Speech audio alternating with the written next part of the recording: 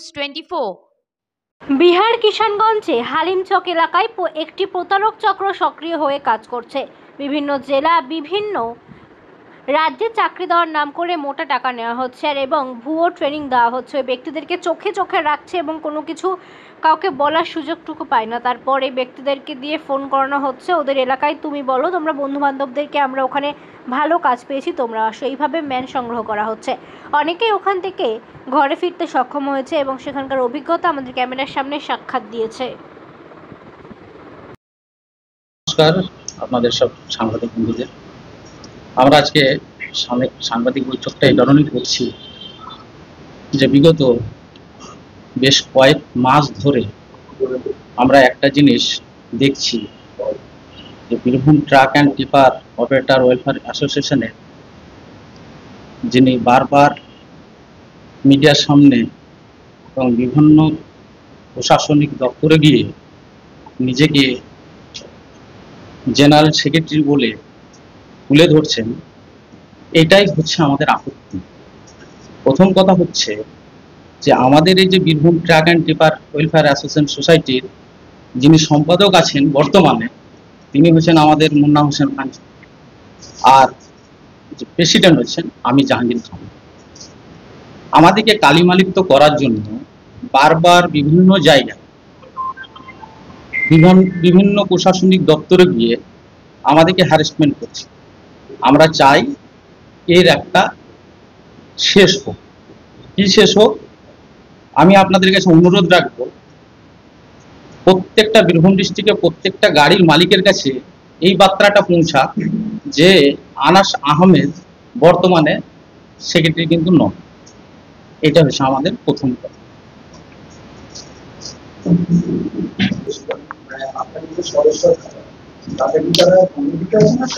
না, ওনারা বিগত দিনে কমিটিতে ছিলেন।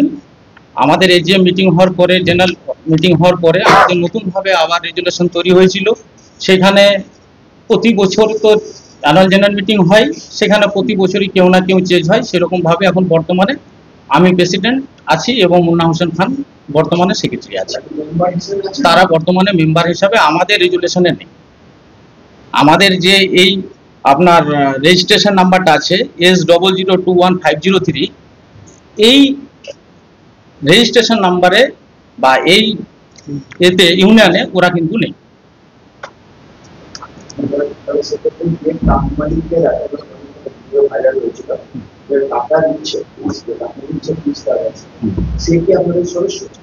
সে আমাদের সদস্য বলে আমরা মনে করি না, কারণ আমাদের প্রথম কথা হচ্ছে আমাদের এই বাই ল আর কি, যে আমাদের যে অ্যাসোসিয়েশন আছে Birbhum truck and tipper welfare association society, সেখানে আমাদের প্রথম কথা যে আমাদের ওভারলোডিং, আমরা এটাকে সমর্থন করি না। আমাদের এই অ্যাসোসিয়েশন এটাকে সমর্থন করে না। যিনি এই ওভারলোডিং ক্ষেত্রে ধরা পড়েছেন বা যাই করেছেন, এটা প্রশাসনের ব্যাপার, প্রশাসন বুঝবে। এটা না, তিনি না বর্তমানে আমাদের সদস্য নেই। আমরা তাদের বিরুদ্ধে আইনিভাবে যেগুলো করার সেগুলো আগামী দিনে আমরা পদক্ষেপ নিতে চলেছি। আর বিগত দিনেও আমরা প্রত্যেকটা প্রশাসনিক দপ্তরে, সরকারি প্রশাসনিক দপ্তরে প্রত্যেকটা জায়গায় আমরা লিখিতভাবে আমরা এটা আমাদের কাগজ আমরা জমা দিয়েছি এবং আমরা বলেও এসেছি, প্রত্যেকটা দপ্তরে গিয়ে আমরা বলে এসেছি।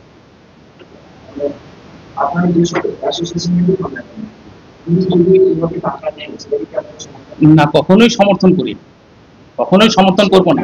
যদি আন্ডারলোডের ক্ষেত্রে কোনো গাড়িতে, আমি আপনাদের কাছে একটা বার্তা পৌঁছে দিতে চাইছি, আন্ডারলোড গাড়ির ক্ষেত্রে যদি পুলিশ কোনোদিন এরকম ধরনের অসুবিধায় ফেলে, আমরা অবশ্যই সেই গাড়ি মালিকের সাথে গিয়ে, আমরা থানাতে গিয়ে, আমরা তাদের সাথে গিয়ে আমরা যতটুকু যা করার আমরা করব। আমরা ওভারলোডের গাড়ির ক্ষেত্রে আমরা কখনোই যাব না। তিনি যে পদ নিয়ে জাহির করছেন, সেটা নিয়ে কি বলবেন?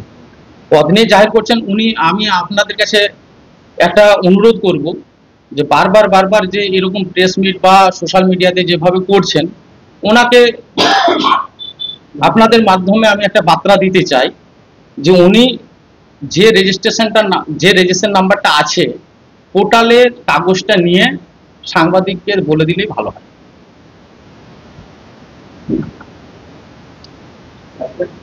আর দুটো বলেন, আর দুটো বলেন।